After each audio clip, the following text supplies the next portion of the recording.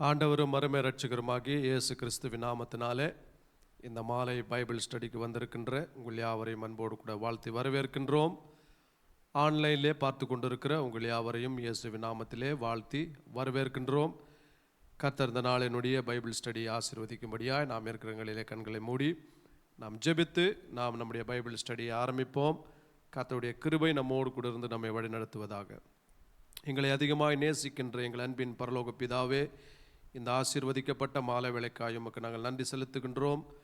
நம்முடைய குமாரனாம் இயேசு கிறிஸ்துவின் நாமத்தினாலே இந்த மாலை வேளையில் அவரை பற்றியதான சத்தியங்களை அறிந்து கொள்ளும்படிக்கு, வேத வசனத்திலிருந்து வசனங்களை தியானிக்கும்படிக்கு ஆண்டவரே, நீர் எங்களுக்கு பாராட்டி வந்த முடியாத எல்லா தயவிற்காக இரக்கத்திற்காக ஸ்தோத்திரம். இந்த நாளிலே உம்முடைய வார்த்தைகளை நாங்கள் தியானிக்கும் பொழுது ஆண்டவரே, பரிசுத்த ஆவியானவர் வார்த்தையோடு கூட தொடர்புடையவர், வார்த்தையில் இருக்கின்ற வெளிச்சத்தை காண்பிக்கும்படிக்கு நாங்கள் ஜெபிக்கின்றோம். உம்முடைய தயவுள்ள கரம் எங்களோடு கூட இருந்து இந்த மாலை வேளையை ஆசீர்வதித்து நாங்கள் கேட்கின்ற ஒவ்வொரு சத்தியங்களும் கிறிஸ்துவுக்குள் நாங்கள் இன்னும் பலனடைய, விசுவாசத்தில் இன்னும் பலனடைய, கிறிஸ்துவை பற்றி நல்ல சாட்சி பெற்றவர்களாய் அவரை பற்றி சாட்சியை சுவிசேஷமாய் அறிவிக்க கர்த்தர் எங்களை தகுதிப்படுத்தும் ஆசீர்வதியும். இயேசு கிறிஸ்துவின் விலையேறப்பெற்ற நாமத்தில் ஜெபிக்கிறோம் எங்கள் ஜீவனுள்ள நல்ல பிதாவே, ஆமேன் ஆமேன். ஆண்டவராகிய இயேசுவின் நாமத்தினாலே உங்கள் யாவருக்கும் அன்பின் வாழ்த்துக்கள். இந்த மாலை வேளையில் பைபிள் ஸ்டடியை நீங்கள் பார்த்து கர்த்தருடைய வார்த்தையை கேட்கும்படிக்கு வந்திருக்கின்ற உங்கள் யாவருக்கும் இயேசுவின் நாமத்தினாலே வாழ்த்துதல்களையும் அன்பையும் தெரிவித்துக் கொள்கின்றோம். போன வாரம் வானாதி வானங்கள் என்கின்ற ஒரு தலைப்பிலே ஆதியாகமம் 1ஆம் அதிகாரம் 1ஆம் வசனத்திலிருந்து கர்த்தருடைய வார்த்தையை நாம் அறிந்து கொண்டோம். அதிலே வானங்கள் என்று சொன்னால் ஷமாயிம், ஷமாயிம் என்று சொன்னால் வானம், ஷமாயிம் என்று சொன்னால் வானங்கள் என்பதை குறித்து போன வாரம் நாம் அதை படித்து அதில் இருக்கின்ற ஒரு சத்தியத்தை நாம் கேட்டு அறிந்து கொண்டோம். இந்த வாரமும் அதை தொடர்ந்து பகுதி 2ஆக வானாதி வானங்கள் என்கின்ற தலைப்பிலிருந்து கர்த்தருடைய வார்த்தையை நாம் கவனிக்க போகின்றோம். ஆதியிலே தேவன் வானத்தையும் பூமியையும் சிருஷ்டித்தார் என்று கர்த்தருடைய வார்த்தை தமிழில் மொழிபெயர்க்கப்பட்டிருக்கிறது. அது ஆங்கிலத்திலே in the beginning God created the heavens and the earth என்று மொழிபெயர்க்கப்பட்டிருக்கிறது. அது மூல பாஷையிலே பிரிஷித் பரா ஹேலோஹிம் எத் ஷமாயிம் வெஹத் அர்சத் என்று அது எபிரேய மொழியிலே மொழிபெயர்க்கப்பட்டிருக்கிறது.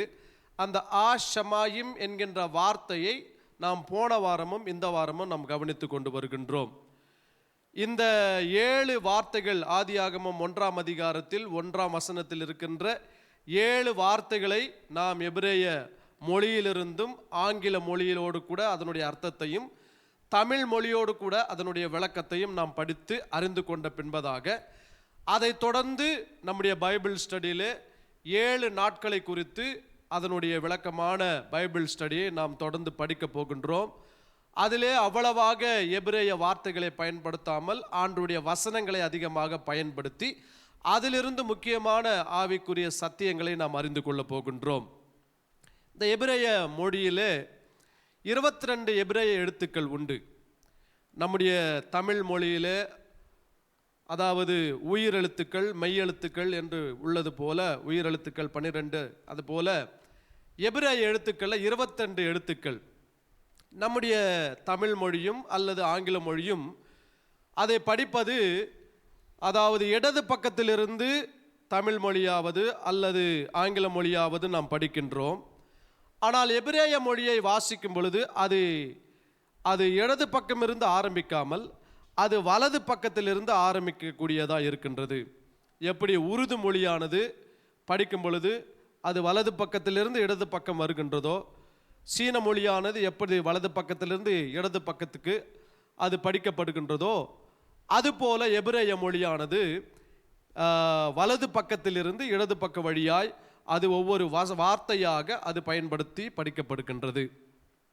அது மாத்திரமல்ல, இந்த எபிரேய மொழியானது ஒவ்வொரு வார்த்தையும் ஒவ்வொரு உருவகத்தை சார்ந்திருக்கிறபடியினால ஒவ்வொரு வார்த்தையும் ஒவ்வொரு விளக்கத்தை நமக்கு கொடுக்கின்றதாய் காண்பிக்கின்றது.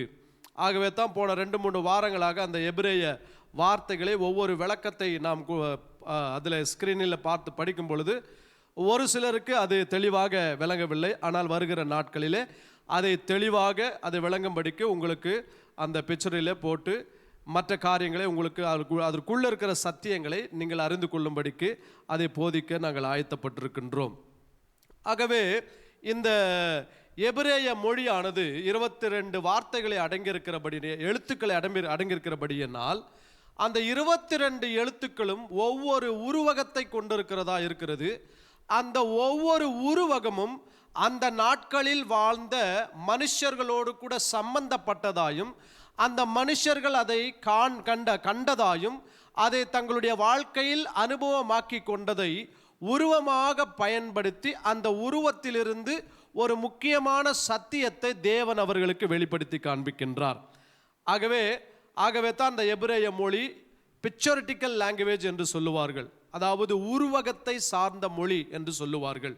ஆகவே வருகிற நாட்களிலே இதை தெளிவாக ஒவ்வொன்றாக ஒவ்வொரு எழுத்தையும் அதனுடைய அர்த்தத்தையும் தெளிவாக போதிக்கும்படிக்கு நாங்கள் ஆயத்தப்பட்டு கொண்டிருக்கிறோம், முயற்சி செய்து கொண்டிருக்கிறோம். ஒருவேளை உங்களுக்கு இந்த வீடியோ லெசன் மூலமாக, இந்த பைபிள் ஸ்டடி மூலமாக ஏதாவது ஒரு சந்தேகம் இருக்கும் என்று சொன்னால் நீங்கள் கமெண்ட் செக்ஷனில் நீங்கள் உங்களுடைய சந்தேகங்களை நீங்கள் சுட்டி காண்பிப்பீர்கள் என்று சொன்னால் வருகிற வாரத்திலே அதற்கு உண்டான தெளிவான விளக்கத்தை உங்களுக்கு பகிர்ந்து கொள்ளும்படிக்கு அதற்காக ஆயத்தப்பட்டு தெளிவான விளக்கத்தை கொடுக்க அது உங்களுக்கு ஏதுவாக இருக்கும். சரி, ஆதியிலே தேவன் வானத்தையும் பூமியையும் சிருஷ்டித்தார். போன வாரம் பார்த்தோம், வானம் என்பது அது ஸ்பிரிச்சுவல் ரேலம், ஆவிக்குரிய மண்டலம். பூமி என்பது அது மனுஷர்கள் அல்லது பிசிக்கல் ரேலம், மனுஷர்கள் வாழக்கூடிய ஒரு இடம் அல்லது ஜீவ ஜந்துக்கள் வாழக்கூடிய ஒரு இடம். ஆகவே தேவன் முதல் எதை படைக்கிறார் என்று சொன்னால் ஸ்பிரிட்டை படைக்கின்றார். அதற்கு பின்பதாக தான் பிசிக்கலை ஆண்டவர் படைக்கின்றார். ஆண்டவர் முதலாவது எதற்கு முக்கியத்துவம் கொடுக்கிறார் என்று சொன்னால் ஆவிக்குரிய வாழ்க்கைக்கு, ஸ்பிரிட்டுக்கு ஆண்டவர் முக்கியத்துவம் கொடுக்கின்றார். அதற்கு பின்பதாகத்தான் அந்த பிசிக்கல் லைஃபுக்கு ஆண்டவர் முக்கியத்துவம் கொடுக்கின்றார். ஆகவே ஹெவன் என்று சொன்னால் அது 2 வார்த்தையாக பிரிக்கலாம், இஷ் அண்ட் ஷம்மாயிம். ஷம்மாயிம் என்கின்ற வார்த்தையை 2 வார்த்தைகளாக பிரிக்கலாம், இஷ் மயிம். இஷ் என்று சொன்னால் ஃபயர் என்று அர்த்தம், மயிம் என்று சொன்னால் வாட்டர் என்று அர்த்தம். அப்போ வானத்தில் 2 காரியங்களும் உண்டு. ஒன்று அக்கினியும் உண்டு, 2வது தண்ணீரும் உண்டு. ஆகவே தேவன் வானத்தை படைத்தார் என்று சொன்னால் அந்த வானத்திற்குள் என்ன இருக்கிறது என்று சொன்னால் தண்ணீரும் இருக்கின்றது, அக்கினியும் இருக்கின்றது. ஆகவே தான் ஆண்டவர் நோவாவினுடைய காலத்திலே உலகத்தை அழித்த பொழுது அதை தண்ணீரினால் அழித்தார். ஆனால் சோதோம் கொமோராவை ஆண்டவர் அழித்த பொழுது வானத்திலிருந்து அக்கினி கற்கள் கீழே விழுந்தது என்று எழுதப்பட்டிருக்கிறது. அப்போ வானத்தில் என்ன இருக்குங்க? தண்ணியும் இருக்கின்றது, அக்கினி கற்களும் வானத்தில் இருக்கின்றது. ஆகவே வானம் என்று சொன்னால் 2 காரியங்கள் அடங்கியதா இருக்கிறது. ஒன்று அக்கினி வானத்தில் இருக்கின்றது, 2வது தண்ணீர் வானத்தில் இருக்கிறது. எலியா ஜெபித்த பொழுது வானத்திலிருந்து அக்கினி இறங்கி வந்து பலிகளில் அந்த கட்டைகளின் மேல் வைக்கப்பட்டிருந்த பலியை பட்சித்தது என்று சொல்லப்பட்டிருக்கிறது. அதே எலியா ஜெபித்தார், ஜெபித்த பொழுது வானத்திலிருந்து மழை வந்தது என்று சொல்லப்பட்டிருக்கிறது. ஒரே மனுஷன் ஜெபம் பண்றாருங்க, வானத்தை நோக்கி ஜெபிக்கும் பொழுது வானத்திலிருந்து ஆண்டவர் 2 காரியத்தை அனுப்புறாரு. ஒன்று, முதல் ஜெபித்த பொழுது அவர் அக்கினியை அனுப்புகின்றார், 2வது ஜெபித்த பொழுது அவர் தண்ணீரை அனுப்புகின்றார். ஆகவே வானத்தில் என்ன இருக்கிறது என்று சொன்னால் அக்கினி இருக்கிறது, தண்ணீர் இருக்கிறது. இந்த அக்கினியும் தண்ணீரும் எதை நமக்கு வெளிப்படுத்தி காண்பிக்கிறது என்று சொன்னால் தேவன் நீதி உள்ள நியாயாதிபதியாய் இருக்கிறார் என்பதை வெளிப்படுத்தி காண்பிக்கின்றது. தேவன் நீதியுள்ள நியாயாதிபதியாய் இருக்கிறார். ஆகவே தான் அந்த தண்ணீரும் அந்த அக்கினியும் எதை காண்பிக்கிறது என்று சொன்னால் தேவன் நீதியுள்ள தேவனாயும் நியாயாதிபதியாயும் இருக்கிறார். பழைய ஏற்பாட்டில் நிறைய இடங்களில் பார்க்கும் பொழுது குறிப்பாக தேவன் மோசேவுக்கு ஆண்டவர் என்ன பண்றாரு? வெளிப்படுகின்றார்.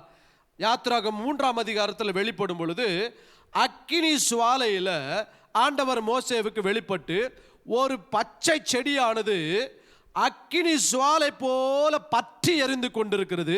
அப்போ வானத்திலிருந்து வந்த தேவன் எப்படி அவர்களுக்கு வெளிப்பட்டார் என்று சொன்னால், அக்கினியானது ஜோதியை போல பற்றி எரிகின்ற ஒரு அனுபவத்தை ஆண்டவர் மோசேவுக்கு காண்பிக்கின்றார். அது மாத்திரமல்ல, சீனாய் மலையிலே மோசே ஏறி பிரமாணங்களை வாங்கும் பொழுது அந்த முழு மலையானது அக்கினி காடாய் இருந்தது என்று சொல்லி அங்கே தேவனுடைய வார்த்தையில் எழுதப்பட்டிருப்பதை நாம் வாசிக்க முடியும். அது எதை காண்பிக்கிறது என்று சொன்னால், வானம் பூமியை சந்தித்த பொழுது அந்த இடம் முழுவதும் அக்கினி காடாய் மாறியது என்பதை குறித்து நமக்கு வெளிப்படுத்தி காண்பிக்கின்றது. ஆபிரகாமனுடைய வாழ்க்கையில கூட ஆதியாகமம் 15ஆம் அதிகாரத்தில் தேவன் ஆபிரகாமோடு கூட ஒரு நித்திய உடன்படிக்கை செய்கின்றார். அந்த உடன்படிக்கை செய்யும் பொழுது தேவன் இறங்கி வந்து ஆபிரகாம் பலியை அவன் செலுத்தும்படிக்கு 2 துண்டங்களாக பலியை பிரித்து வைக்கும் பொழுது அக்கினி சுவாலையாய் தேவன் கடந்து சென்றார் என்பதை குறித்து எழுதப்பட்டிருக்கிறது. அப்போ ஹெவன் என்று சொன்னா, ஹெவன் வானத்தில் 2 காரியங்கள் இருக்கின்றது. ஒன்று அக்கினி இருக்கின்றது, 2வது தண்ணீர் இருக்கின்றது. ஆகவே தான் இயேசு கிறிஸ்து தன்னை வெளிப்படுத்தி காண்பிக்கும் பொழுது அவர் சொல்றாரு, நீங்க என்னிடத்தில் வாருங்கள் தாகமாக இருந்தீர்கள் என்று சொன்னா நான் உங்களுக்கு இலவசமாக ஜீவ தண்ணீரை உங்களுக்கு கொடுக்கின்றேன். அப்போ அந்த வானம் எதை காண்பிக்கிறது என்று சொன்னா, தேவன் நீதியுள்ள நியாயாதிபதியாக இருக்கிறார். அவரே அக்கினி சுவாலையாகவும் இருக்கின்றார், அவரே ஜீவ தண்ணீராகவும் இருக்கின்றார். வானம் என்று சொன்னா அக்கினி தண்ணீர், இது 2 சேர்ந்தது தான் வானம். இது வானம் எதை நமக்கு வெளிப்படுத்தி காண்பிக்கிறது என்று சொன்னால், தேவன் அக்கினி சுவாலையாகவும் தேவன் நமக்கு ஜீவ தண்ணீராகவும் இருக்கிறார் என்பதை நமக்கு வெளிப்படுத்தி காண்பிக்கின்றது. போன வாரம் நாம் வாசிக்கும் பொழுது இந்த ஷமாயிம் என்கின்ற வார்த்தைக்கு ஷமாயிம் என்கின்ற வார்த்தைக்கான விளக்கத்தை பார்த்தோம். அப்படி என்றால் அதனுடைய அர்த்தம் என்னவென்று சொன்னால், உம்முடைய கரத்தின் கிரியைகளானது தண்ணீரினால் அழிக்கப்படும் என்று அதனுடைய விளக்கத்தை குறித்து பார்த்தோம். அந்த கரத்தின் கிரியையாகிய மனுஷர்கள், ஜீவ ஜந்துக்கள் எல்லாவற்றையும் ஆண்டவர் தண்ணீரினாலே ஜலப்பிரளயத்தினாலே நோவாவினுடைய காலத்திலே அழிக்க தீர்மானித்த பொழுது ஒரு மனுஷனை ஆண்டவர் காப்பாற்றுகின்றார். அவருடைய பெயர் தான் நோவா. நோவாவை ஆண்டவர் பெயரை அங்கு சொல்வதற்கு முன்பதாக அங்கே ஒரு காரியத்தை ஆண்டவர் எழுதி வைக்கின்றார். நோவாவுக்கோ கர்த்தருடைய கண்களில் கிருபை கிடைத்தது. இப்ப கிருபை கிடைத்ததினால்தான் நோவாவுடைய வாழ்க்கை காப்பாற்றப்பட்டது, ஜலப்பிரளயத்திலிருந்து காப்பாற்றப்பட்டது என்று நாம் வாசிக்க கேட்டோம். இந்த நோவாவுடைய பெயருக்கு என்ன அர்த்தம்னா, நோஹா என்று எபிரேய வார்த்தையில் வருது. இந்த நோஹா என்கின்ற எபிரேய வார்த்தை 2 எபிரேய வார்த்தைகளை அடங்கி இருக்கிறதாய் காண்பிக்கின்றது. ஒன்று நூன், செட். இந்த 2 பாருங்க, இதில் போடப்பட்ட அந்த வார்த்தையில் முதல் பார்த்தீங்கன்னா நூன் என்கின்ற ஒரு எழுத்து இருக்கும். இது பார்த்தீங்கன்னா ஒரு மீன்குட்டி போல இருக்கும். இந்த மீன்குட்டி எதை காண்பிக்கிறதுனா, நமக்கு ஜீவனை காண்பிக்கிறது. ஒரு தாயினுடைய கற்பத்திற்குள்ள இந்த ஜீவனானது இப்படி தான் இருக்கும்.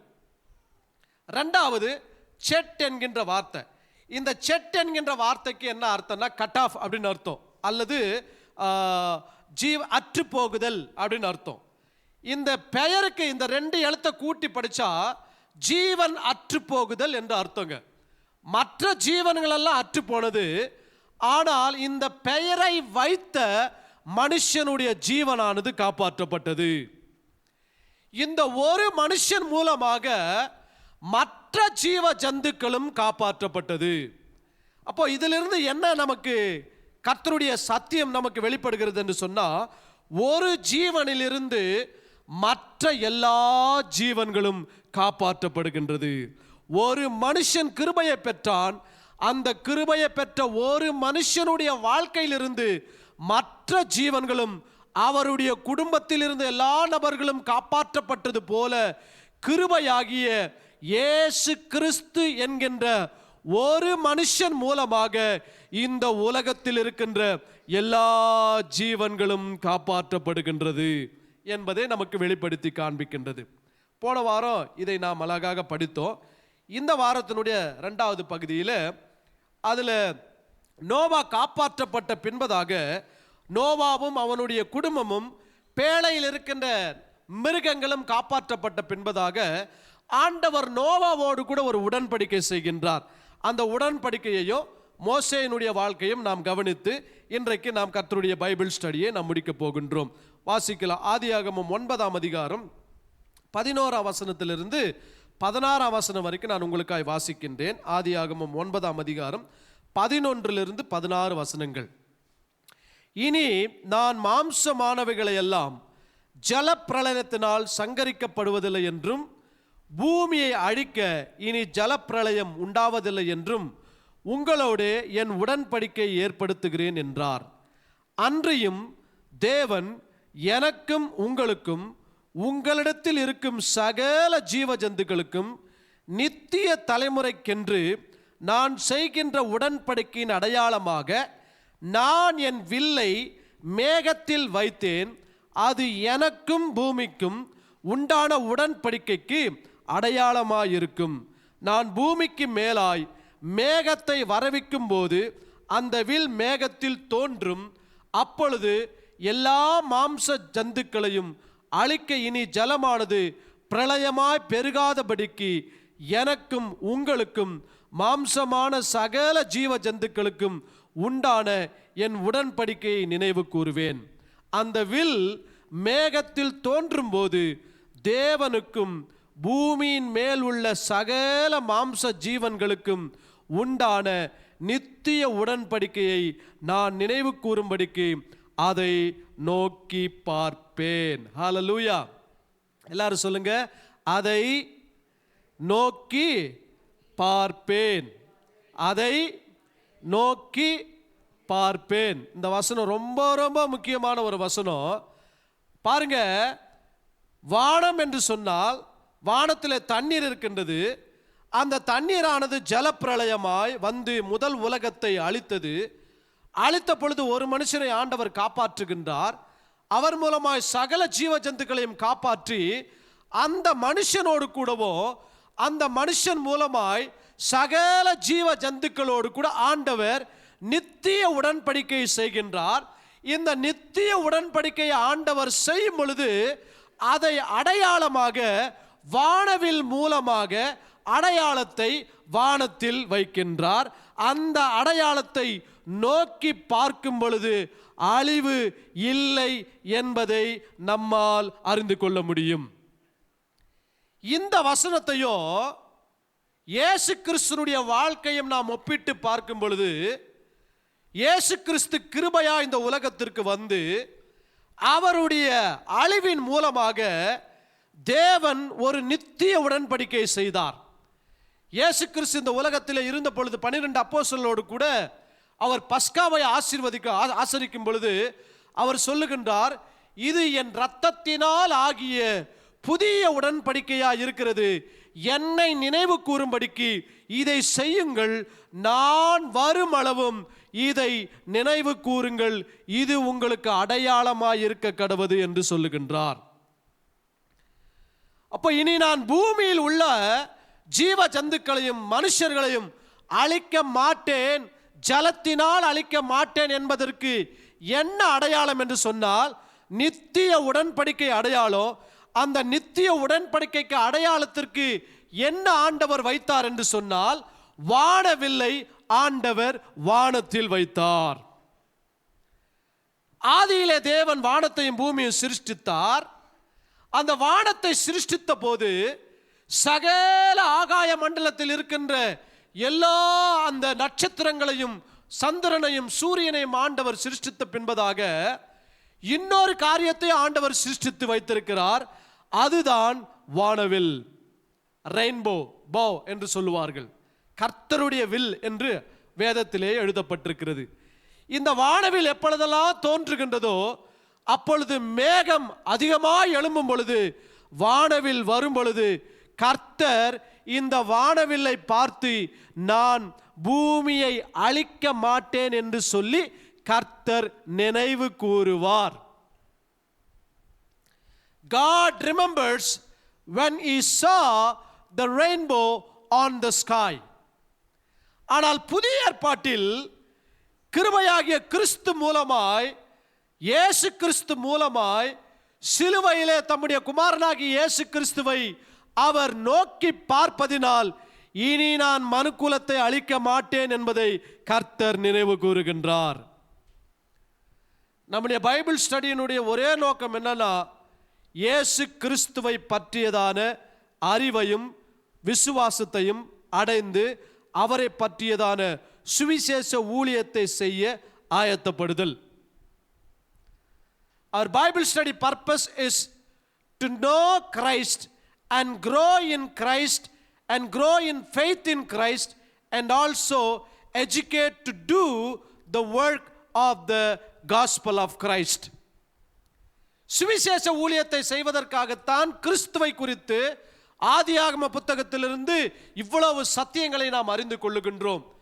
இப்போ தேவர் எல்லா சிருஷ்டிப்புகளையும் சிருஷ்டிக்கும் பொழுது அவர் எதை விளக்கப்படுத்தி வெளிப்படுத்தி காண்பித்து கொண்டே இருக்கிறார் என்று சொன்னால், தம்முடைய குமாரனை இந்த உலகத்திற்கு அவர் மாம்சமாய் அனுப்பி அவரோடு கூட ஒரு நித்திய உடன்படிக்கை செய்து அழிவில் இருந்து மனுக்குலத்தை ரட்சித்து மீட்டு காப்பேன் என்பதை கர்த்தர் நமக்கு வெளிப்படுத்தி கொண்டே இருக்கின்றார். அங்க ஆண்டவருடைய வார்த்தையை வாசிக்க கேட்கும் பொழுது, வானவில்லை நான் நோக்கி பார்ப்பேன் என்று கர்த்தருடைய வார்த்தை எழுதப்பட்டிருக்கிறது. 16 வசனத்தில், அந்த வில் மேகத்தில் தோன்றும் போது தேவனுக்கும் பூமியில் உள்ள சகலவித மாம்ச ஜந்துக்களுக்கும் உண்டான நித்திய உடன்படிக்கையை நினைவு கூறும்படிக்கு அதை நோக்கி பார்ப்பேன். எதை நோக்கி பார்ப்பேன்? வானவில்லை நோக்கி பார்ப்பேன். பிதா எப்பொழுதெல்லாம் சிலுவையை பார்க்கின்றாரோ அப்பொழுதெல்லாம் நான் மனுக்குலத்தை அழிப்பதில்லை என்று சொல்லி கர்த்தர் நினைவு கூர்ந்து நம் பேரில் தயவுள்ளவராய் இருக்கின்றார். இன்ன வரைக்கும் ஆண்டவர் ஏன் பொறுமையா இருக்கிறார்னா, அந்த சிலுவையை அவர் பார்த்து கொண்டிருக்கிறபடியினால்தான், சிலுவையில் தொங்கின தம்முடைய குமாரனாகி இயேசு கிறிஸ்துவை பார்ப்பதினால்தான் இன்றைக்கும் மனுக்குலத்தை நான் அழிக்க எனக்கு விருப்பமில்லை, எல்லா மனுஷரும் ரட்சிக்கப்படுவரும், எல்லா மனுஷரும் கர்த்தராகி இயேசு கிறிஸ்துவினுடைய அறிவை அடையும்படிக்கு பிதா நீடிய பொறுமை உள்ளவராயிருக்கின்றார். ஆகவே இந்த வானவில் நமக்கு எதை காண்பிக்கிறது என்று சொன்னா, மனுக்குலத்தை ஜலப்பிரளயத்தினால் அழிக்க மாட்டேன், நான் மனுக்குலத்தை நினைவு கூறுவேன் என்பதை வானவில் நமக்கு எடுத்துரைக்கிறது. அது நித்திய உடன்படிக்கையின் அடையாளமாக இருக்கிறது. புதிய ஏற்பாட்டில் நித்திய உடன்படிக்கையின் அடையாளம் என்னவென்று சொன்னால், இயேசு கிறிஸ்துவினுடைய சிலுவை மரணமும் அவருடைய இரத்தமும் அவருடைய சரீரமும் தான் புதிய ஏற்பாட்டினுடைய நித்திய உடன்படிக்கையின் அடையாளமாக இருக்கிறது. அந்த நித்திய உடன்படிக்கையின் அடையாளத்தை நாம் நோக்கி பார்க்கல, பிதாவை நோக்கி பார்த்து மனுஷர்களுக்கு இன்றைக்கும் கிருபையுள்ளவராய் அவர் வெளிப்படுகின்றார். இந்த வானவில் என்கின்ற வார்த்தையை நம்ம ரொம்ப டீப்பாக கவனிக்காம கொஞ்சம் இந்த ரெயின்போவனுடைய எபிரேய வார்த்தையை மட்டும் நாம் கவனித்து இதனுடைய விளக்கத்தை மாத்திரம் நான் உங்களுக்கு சொல்ல போகின்றேன். இந்த ரெயின்போ என்கின்ற வார்த்தை மேலே ஸ்க்ரீனில் உங்களுக்கு கரெக்டாக பாஸ்டர் சாம் அவர்கள் நமக்கு போட்டிருக்கிறாங்க. கியூஷட் அப்படின்னு அர்த்தம். வானவில் என்று சொன்னால் கியூஷட். முதல் வார்த்தை பார்த்தீங்கன்னா கியூப் அப்படின்னு எழுதப்பட்டிருக்கோம், ரெண்டாவது வார்த்தை ஷின் எழுதப்பட்டிருக்கிறோம், மூன்றாவது வார்த்தை டேவ் என்று எழுதப்பட்டிருக்கும். இந்த மூன்று எழுத்துக்களையும் சேர்த்து பார்த்தீங்கன்னா கியூஷாத் அப்படின்னு வருங்க. இந்த மூன்று வார்த்தைக்கு விளக்கம் என்னன்னா, முதல் அந்த கியூப் என்கின்ற வார்த்தையினுடைய அர்த்தம் என்னவென்று சொன்னால் நேரம் அல்லது சூரியன் அப்படின்னு அர்த்தம், காலம் அல்லது சூரியன் என்ற அர்த்தம். ஷின் என்கின்ற இரண்டாவது வார்த்தை அதனுடைய விளக்கம் என்னவென்று சொன்னால் டெஸ்ட்ராய், நொறுக்குதல் அல்லது அழித்துவிடு என்று அர்த்தம்.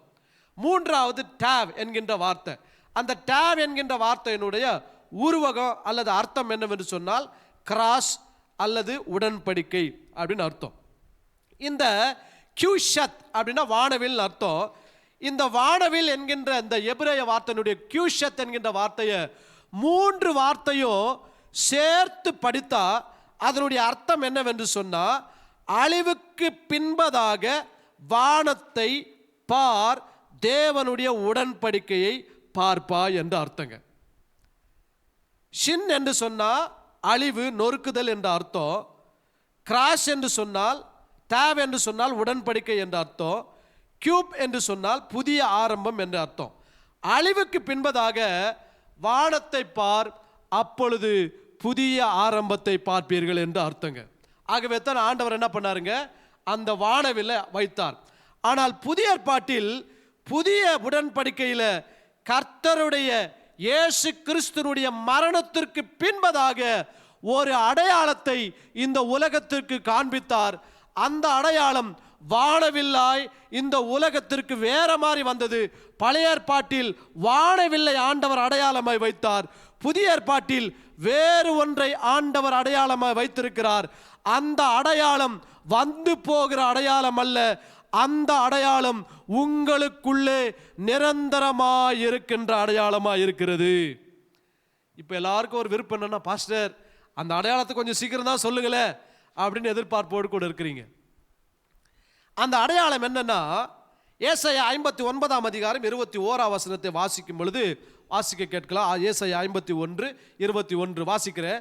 உன்மேல் இருக்கிற என் ஆவியும் நான் உன் வாயில் அருளின என் வார்த்தைகளும் இது முதல் என்றென்றைக்கும் உன் வாயிலிருந்தும் உன் சந்ததியின் வாயிலிருந்தோ உன் சந்ததியினுடைய சந்ததியின் வாயிலிருந்தோ நீங்குவதில்லை என்று கர்த்தர் சொல்லுகின்றார். எல்லாரும் சேர்ந்து இந்த கடைசி வசன வரியை வாசிக்கலாம். இது எனக்கும் அவர்களோடு இருக்கும் என் உடன்படிக்கை என்று கர்த்தர் சொல்லுகிறார். அல்லேலூயா. இப்போ எல்லாருக்கும் விளங்குன்னு நினைக்கிறேன். வானவில் என்ன? கர்த்தருடைய உடன்படிக்கையின் அடையாளம். புதிய ஏற்பாட்டில் ஆண்டவர் பழைய ஏற்பாட்டு வசனத்தை வைத்து சொல்லுகின்றார். என்ன அடையாளம், என்ன உடன்படிக்கைனா, உங்க பேர்ல இருக்கிற ஆவியையும் என் வார்த்தையையும் உங்களுக்கு உடன்படிக்கை வைக்கின்றேன். புதிய ஏற்பாட்டில் என்ன அடையாளம் என்று சொன்னால், புதிய ஏற்பாட்டில் உடன்படிக்கையின் அடையாளம் பரிசுத்த ஆவியானவராய் இருக்கின்றார். ஹல்லேலூயா. இப்போ இந்த வானவில் நமக்கு எதை காண்பிக்கிறது என்று சொன்னா, பரிசுத்த ஆவியானவருடைய குணநலன்களை நமக்கு காண்பிக்கின்றது. இப்போ சின்ன டெஸ்ட் வைக்க போறேங்க. வானவில்ல எத்தனை கலர் இருக்குங்க? 7 வண்ணங்கள். சூப்பர். வானவில்ல 7 வண்ணங்கள். பரிசுத்த ஆவியானவரும் 7 குணநலன்களை உடைய ஆவியானவராய் இருக்கின்றார். ஆகவே தான் ஏசாயா 11ஆம் அதிகாரம் 1-3 வசனங்களை வாசிக்கும் பொழுது இங்கே தேவனுடைய வார்த்தை சொல்லுகின்றது. எல்லாரும் சேர்ந்து வாசிக்கலாம். ஈசா என்னும் அடிமரத்திலிருந்து ஒரு துளிர் தோன்றி அவன் வேர்களில் இருந்து ஒரு கிளை எழும்பி செழிக்கும். ஞானத்தையோ உணர்வையும் அருளும் ஆவியோ, ஆலோசனையோ பலனை அருளும் ஆவியோ, அறிவையோ கர்த்தருக்கு பயப்படுகின்ற பயத்தையும் அருளும் ஆவியுமாகிய கர்த்தருடைய ஆவியானவர் அவர் மேல் தங்கி இருப்பார். இதுல பார்த்தீங்கன்னா ஆவியானவருடைய 7 குணநலன்களை குறித்து ஆவியானவர் எழுதி வைத்திருக்கிறார். இந்த வானவில் எதை நமக்கு காண்பிக்கிறதுன்னு சொன்னால், 7 வண்ணங்களும் பரிசுத்த ஆவியானவருடைய குணநலன்களை நமக்கு காண்பிக்கின்றது. புதிய ஏற்பாட்டில் பரிசுத்த ஆவியானவர் நம்மோடு கூட நிரந்தரமாய் வாழுகின்றபடியினால மீட்கப்படும்படிக்கு முத்திரையாக பரிசுத்த ஆவியானவரை நாம் பெற்றிருக்கின்றோம். அழிக்கப்படும்படிக்கு அல்ல. பழைய ஏற்பாட்டில் ஒரு கூட்டமே அழிந்தது, ஒரு உலகமே அழிந்தது. ஆனால் மீட்கப்பட்ட நோவாவின் குடும்பத்திற்கு நித்திய உடன்படிக்கையின் அடையாளமாக வானத்திலே வானவில்லை வைத்தார். ஆனால் புதிய ஏற்பாட்டில் தேவன் கிருபையாகிய கிறிஸ்துவை இந்த உலகத்திற்கு அனுப்பி அவருடைய அழிவின் மூலமாக இனி நான் உலகத்தை, மனுஷர்களை நான் அழிக்க விருப்பம் கொள்ளவில்லை, அவர்கள் பேரில் கிருபையா இருப்பேன். அதற்கு நித்திய உடன்படிக்கையின் அடையாளமாக நான் எதை வைக்கிறேன் என்று சொன்னால், பரிசுத்த ஆவியானவரை இந்த உலகத்திற்கு அனுப்புகின்றேன். இயேசுவின் நாமத்தினால் அந்த பரிசுத்த ஆவியானவரை பெற்றுக்கொள்ளும் பொழுது அந்த பரிசுத்த ஆவியானவர் நிரந்தரமாய் நம்மோடு கூட இருந்து, வானவில் எப்படி 7 நிறங்களை உடையதா இருக்கிறதோ அதுபோல பரிசுத்த ஆவியானவர் 7 குணாதிசயங்களை உடையவராய் நமக்குள்ளே நிரந்தரமாய் வாசம் பண்ணி நாம் அழிக்கப்படுவதற்காக அல்ல, மீட்கப்படும் நாளுக்கென்று முத்திரையாக பரிசுத்த ஆவியானவர் நமக்குள்ளே இருக்கின்றார். ஆதியாகமம் 1ஆம் அதிகாரத்தில் இருந்து தேவன் தம்முடைய நோக்கத்தை வெளிப்படுத்தி கொண்டிருக்கிறார். அந்த நோக்கத்தில் குமாரனாகிய கிறிஸ்துவை இந்த உலகத்திற்கு அனுப்பதையும், அது மாத்திரமல்ல, அவருக்கு பின்பதாக பரிசுத்த ஆவியானவரை நித்திய உடன்படிக்கை நிறைவேற்றும்படிக்கு அடையாளமாக அனுப்புவதையும் இந்த வேத வசனங்களிலே ஆதியாகமத்திலிருந்து அவர் நம்மோடு கூட வெளிப்படுத்தி காண்பித்துக் கொண்டிருக்கின்றார். ஆகவே அருமையான சகோதரா, சகோதரி, இந்த வீடியோவை பார்த்து கொண்டிருக்கிற நீங்கள் இன்னும் இயேசு கிறிஸ்துவை உங்கள் வாழ்விலே சொந்த ரட்சகராய் ஏற்றுக்கொள்ளாமல் இருப்பீர்கள் என்று சொன்னால், உங்களுக்காக ஜீவனை தந்து அழிவை சந்தித்த தேவன் அவரை ஏற்றுக்கொள்ளும் பொழுது உங்களுக்கு பரிசுத்த ஆவியானவர் முத்திரையாய் கொடுக்கப்பட்டு நீங்கள் மீட்கப்படும்படிக்கு அவர் உங்களோடு கூட நிரந்தரமாய் வாழ்ந்து உங்களை பலப்படுத்துகின்ற ஆவியானவராய் இருக்கின்றார். ஆகவே இந்த வானம் என்று எடுக்கும் பொழுது இந்த தண்ணீரை குறித்து நாம் தியானித்தோம். இந்த தண்ணீரானது எப்படியெல்லாம் கிரியை செய்கின்றது. முதல் பூமியை இந்த தண்ணீரானது அழித்தது. ஆனால் இனி நான் பூமியை தண்ணீரில் அழிக்க மாட்டேன் என்று அவர் வானவில்லை வானத்தில் அடையாளமாய் வைத்தார்.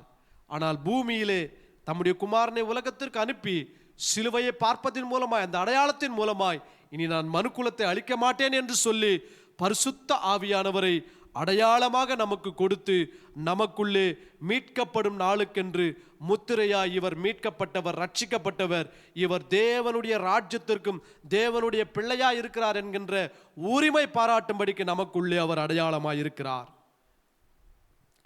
இப்போ இந்த வானம் என்கின்றத பார்க்கும் பொழுது நோவாவினுடைய வாழ்விலிருந்து இந்த வானத்தை குறித்து பார்த்தோம். நேரம் குறைவாக இருக்கிறபடினால நான் சீக்கிரமாக போகின்றேன். மோசேவுக்கும் இந்த வானத்திற்கும் நிறைய சம்பந்தம் உண்டு, அல்லது மோசேவிற்கும் தண்ணிக்கு நிறைய சம்பந்தம் உண்டு. மோசேனுடைய ஆரம்ப வாழ்க்கையே பார்த்தோன்னா மோசே தண்ணியிலிருந்து தான் என்ன பண்ணாருங்க, எடுக்கப்பட்டார். அது மாத்திரம் கிடையாது, அவர் எகிப்திலே பல கலாச்சாரங்களிலே வல்லவராய் அவர் படித்து தேர்ந்து பின்பதாக அவர் இஸ்ரவேல் ஜனங்களை மீட்க வேண்டும் என்று சொல்லி தன்னுடைய மாம்சத்திலே அவர் காரியங்களை செய்கின்றார்.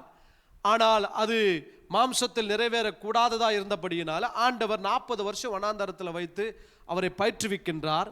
மறுபடியும் எகிப்துக்கு அனுப்புகின்றார். அப்போ எகிப்துக்கு அனுப்பும் பொழுது 3 அடையாளங்களை ஆண்டவர் அவருக்கு காண்பிக்கின்றார். முதல் அடையாளம் என்னன்னா, உன் கையில் இருக்கிற கோலை போடுன்றாரு. போடும் பொழுது அது சர்ப்பமாய் மாறுகின்றது. அதனுடைய வாழை பிடின்றாரு, மறுபடியும் அது சர்ப்பமாய் மாறுகின்றது. ரெண்டாவது, உன் கையை மடியில் போடுன்றாரு. அந்த மடியில் போடும் பொழுது அது குஷ்டமாகின்றது. அதுக்கு பின்பதாக மறுபடியும் உன் கையை மடியில் போடுன்னு சொல்கிறாரு. அந்த குஷ்டமான கையானது மறுபடியும் மறு கையை போல மாறுகின்றது. 3வது அடையாளத்தை காண்பிக்கின்றாரு. அந்த அடையாளம் என்னவென்று சொன்னால், நைல் நதியில் இருக்கிற தண்ணீரை எடுத்து நீ கீழே ஊற்றும் பொழுது அந்த தண்ணீரானது என்னவா மாறுங்க, இரத்தமாய் மாறும் என்று சொல்லுகின்றார். இந்த தண்ணீரானது மோசேயினுடைய வாழ்க்கையில் மிகவும் மிகவும் முக்கிய பங்கு வகிக்கின்றது. இப்போ மோசேயினுடைய வாழ்க்கையிலிருந்து ஒரு சில காரியங்களை நாம் கவனித்து நம்முடைய பைபிள் ஸ்டடியை நாம் சீக்கிரமாய் முடிக்கப் போகின்றோம். யாத்திராகமம் 2ஆம் அதிகாரம் 10ஆம் வசனத்தை வாசிக்கும் பொழுது கர்த்தருடைய வார்த்தை சொல்லுகிறது, பிள்ளை பெரிதான போது அவள் அதை பார்வோனுடைய குமாரத்தினிடத்தில் கொண்டு போய் விட்டாள். அவளுக்கு அவன் என்னவானான், குமாரனானான். அவள் அவனை ஜலத்திலிருந்து எடுத்தேன் என்று சொல்லி அவனுக்கு மோசே என்று பெயரிட்டாள். மோசே என்கின்ற பெயருக்கு என்ன அர்த்தம்? ஜலத்திலிருந்து எடுக்கப்பட்டவன். ஆதியாகமம் 1ஆம் அதிகாரம் 2ஆம் வசனம் வேதவசனம் இப்படியா சொல்லுகின்றது, ஜலத்தின் மேல் ஆவியானவர் அசைவாடி கொண்டிருந்தார். ஆதியாகமம் 6ஆம் அதிகாரத்தில் வாசிக்கும் பொழுது ஜலப்பிரளயம் வந்தது என்று எழுதப்பட்டிருக்கிறது. இங்கே யாத்திராகமத்தில் வாசிக்கும் பொழுது கர்த்தருடைய வார்த்தையிலே ஜலத்திலிருந்து மோசேவை எடுத்து பார்வோனின் குமார்த்தி சொந்த தாயினிடத்திலே கொடுக்கின்றார். அவள் வளர்த்து கொண்டு போய் பார்வோனுடைய குமார்த்தியின் கையிலே கொடுக்கின்றார். அப்பொழுது அவள் யாருடைய குமாரனாய் மாறுகிறார் என்று சொன்னால், வளர்த்த சிப்போராளின் குமாரனாய் மாறவில்லை. ஆனால் வளர்த்த மோசேயினுடைய தாயினுடைய குமாரனாய் மாறவில்லை, அங்கே பார்வோனுடைய குமாரனாய் மாறுகின்றாள்.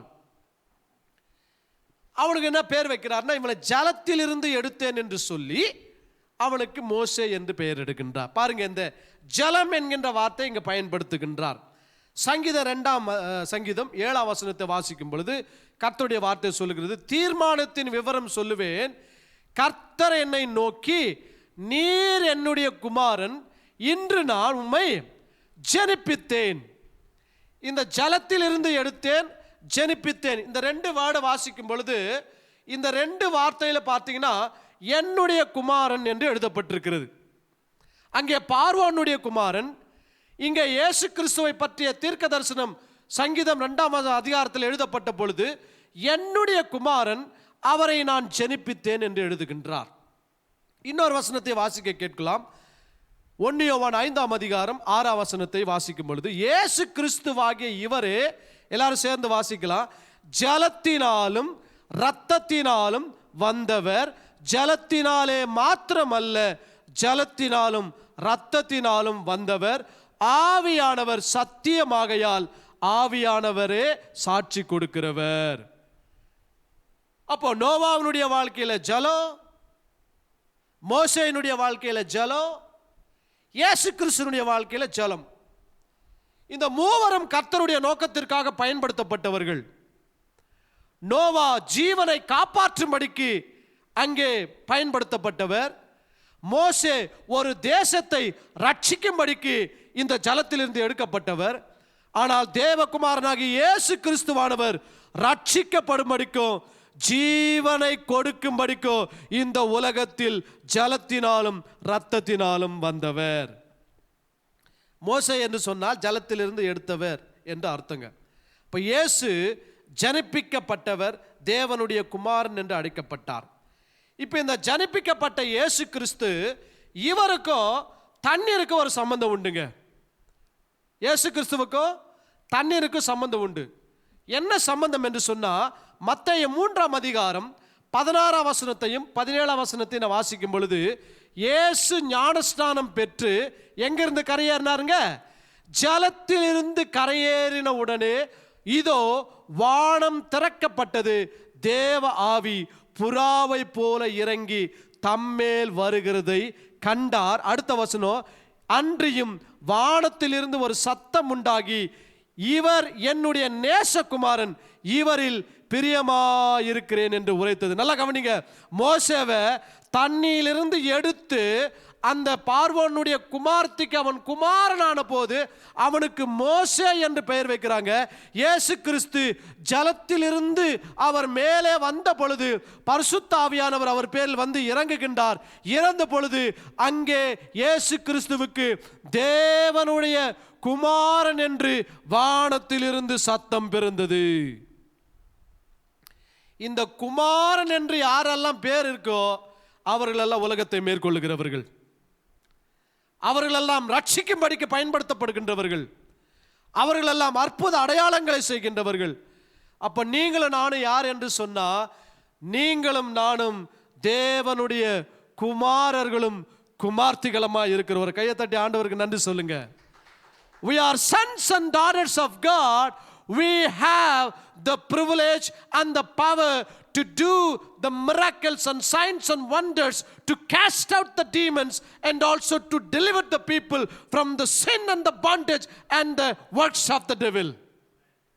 பிசாசின் கிரியைகளில் இருந்தோ, பிசாசின் பிடியில் இருந்தோ, வியாதியின் பிடியில் இருந்தோ ஜனங்களை விடுதலை செய்யும்படிக்கு அவருடைய நாமத்தினாலே நம்மை பிள்ளைகளால் ஏற்றுக்கொண்டு நம்மை அவருடைய ஆவியை கொடுத்து, மேலும் நீங்கள் தேவனுடைய ஆவியினால் நடத்தப்படுவீர்கள் என்று சொன்னார்.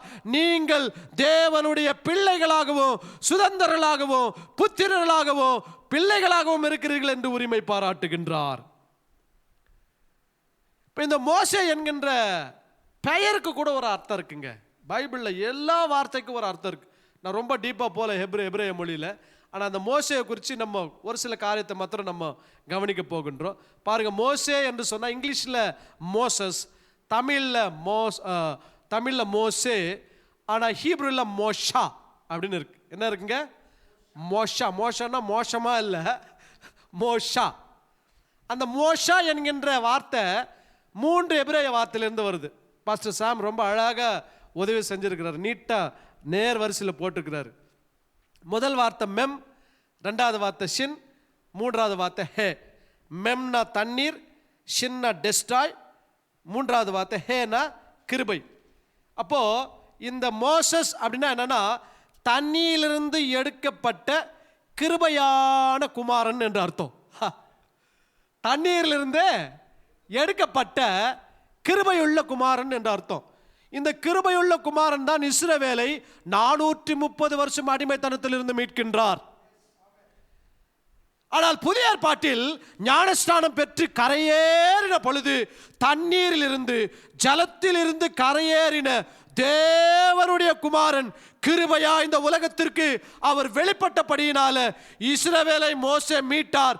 ஆனால் இஸ்ரவேலை அல்ல, உலக ரட்சகராய் இயேசு கிறிஸ்து உலகத்தை ஆக்கினை தீர்ப்புக்குள்ளாக தீர்க்கும்படிக்கு அல்ல, அவர் மூலமாக உலகம் ரட்சிக்கும்படிக்கு தேவ குமாரனை பிதா இந்த உலகத்திற்கு அனுப்பினார். இந்த பெயர் கிறிஸ்துவினுடைய ரட்சிப்பை வெளிப்படுத்துகின்றது.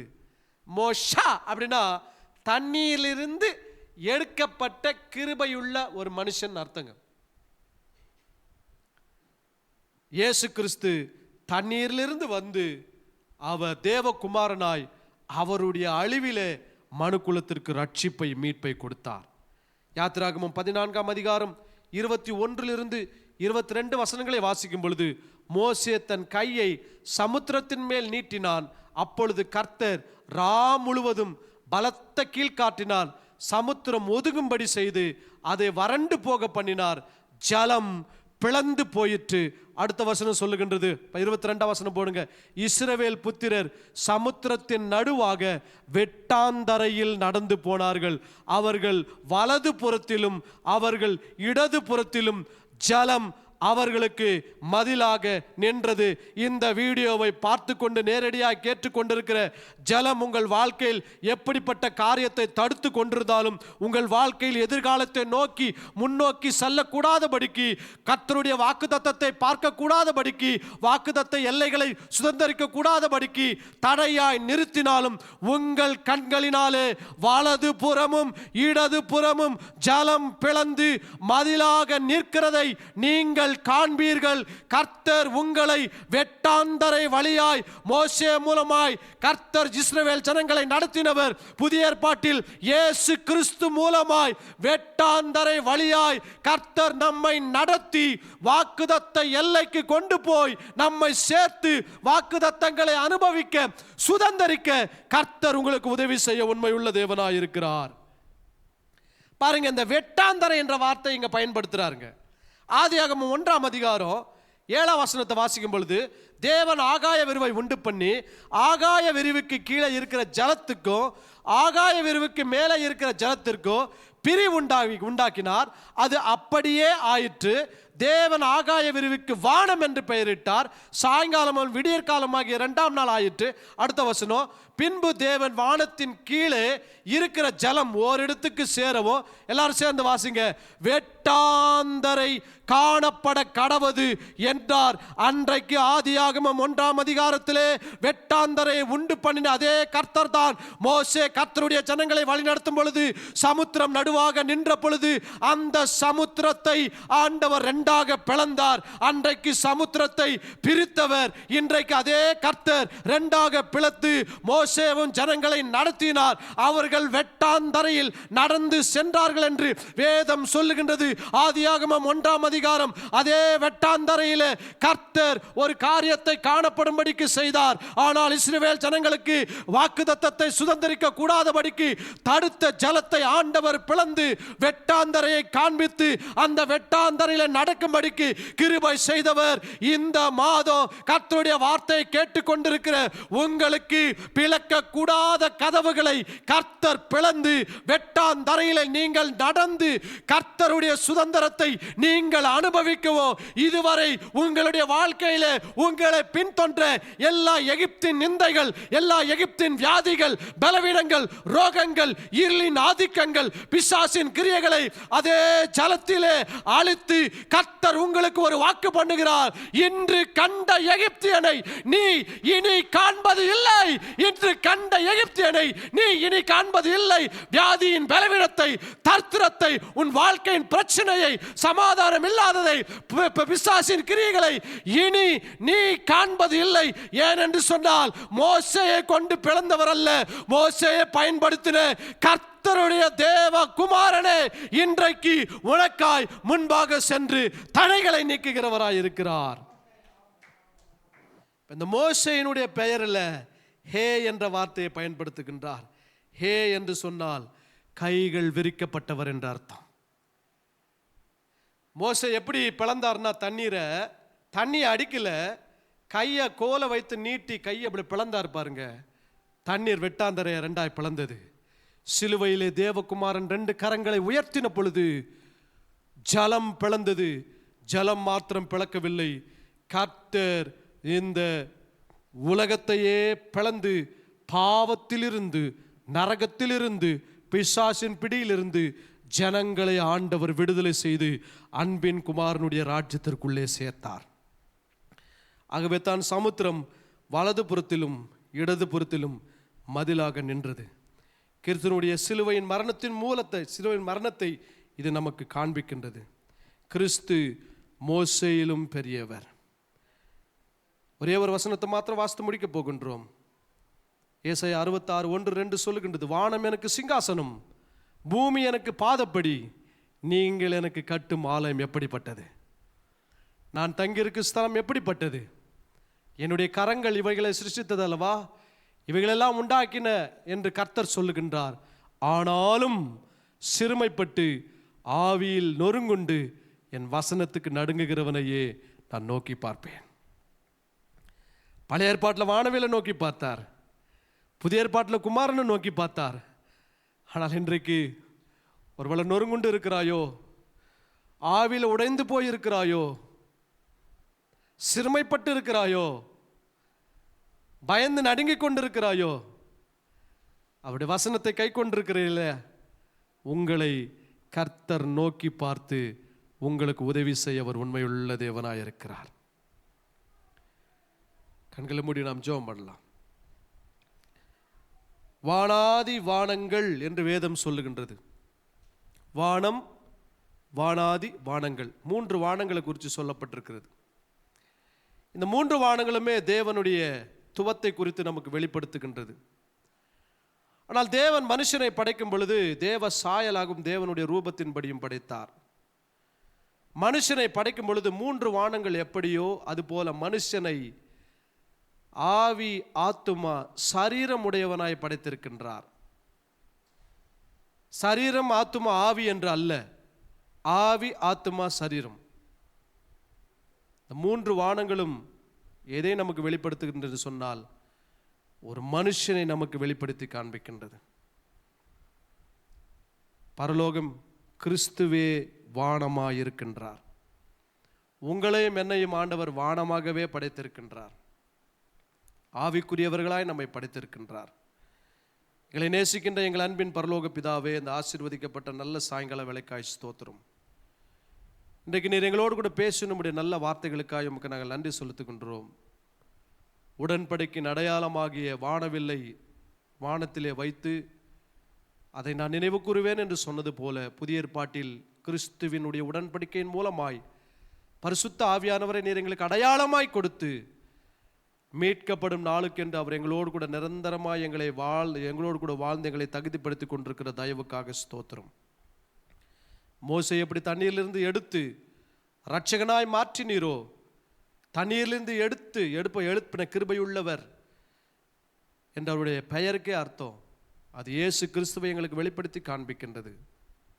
இந்த மோசேயை கொண்டு ஜலத்தை பிளந்து வெட்டாந்தரில் உம்முடைய ஜனங்களை நடக்க பழகினவர், கிறிஸ்துவை கொண்டு பாவத்திலிருந்தும் மரணத்திலிருந்து எங்களை பிரித்து எடுத்து நீதியின் பாதையிலே எங்களை நடத்தி வாக்குதத்தை எல்லையாகிய பரம கானானுக்கு எங்களை கொண்டு போகின்ற உம்முடைய தயவிற்காக இரக்கத்திற்காக ஸ்தோத்திரம். இந்த நாளிலே வசனத்தை கேட்ட யாவரையும் அன்போடு கூட வாழ்த்தி ஆசீர்வதிக்கிறோம். தேவ கிருபை எங்களோடு கூட இருப்பதாக. இயேசுவின் நாமத்தில் பிதாவே, ஆமென், ஆமென். இந்த செய்தியை குறித்து அல்லது இந்த எபிரேய மொழியிலிருந்து கற்றுக் கொடுக்கப்படுகின்ற போதிக்கப்படுகின்ற சத்தியங்களிலே ஏதாவது உங்களுக்கு சந்தேகம் இருக்கும் என்று சொன்னால் நீங்கள் தாராளமாக கமெண்ட் செக்ஷனில் நீங்கள் அந்த குறிப்புகளை நீங்கள் பதிவு செய்யுங்கள். அடுத்த வாரத்திலே அதை படித்து அதற்குண்டான காரியங்களை உங்களுக்கு விளக்கமாய் சொல்ல உதவியாக இருக்கும். ஒருவேளை இந்த பைபிள் ஸ்டடியினுடைய ஊழியத்தை எங்கள் சர்ச்சினுடைய பாஸ்டர் இலவசமாக செய்ய சொல்லியிருக்கிறார். இன்ற வரைக்கும் அவருடைய ஒத்தாசை உதவியின் மூலமாக இலவசமாக செய்து கொண்டிருக்கிறோம். கர்த்தருடைய வார்த்தை உங்களுக்கு ஆசீர்வாதமாக இருக்கும் என்று சொன்னால், ஒருவேளை இந்த ஊழியத்தை நீங்கள் உங்களுடைய உதாரத்துவமான காணிக்கைகள் மூலமாய் தாங்க விரும்பினால் நீங்கள் இந்த கீழே கொடுக்கப்படுகின்ற இந்த யூடியூப் சேனலுடைய நம்பரில் நீங்கள் தொடர்பு கொண்டு உங்களுடைய உதவியை நீங்கள் செய்யலாம். உதவி செய்கின்ற உங்களை கர்த்தர் ஆசீர்வதிப்பார். அது அநேகருக்கு பயன்படவும் கர்த்தர் கிருபை செய்வாராக. இயேசுவின் நாமத்தில் உங்களை அவரை வாழ்த்துகின்றோம். கர்த்தருடைய கிருபை உங்களோடு கூட இருப்பதாக. God bless you.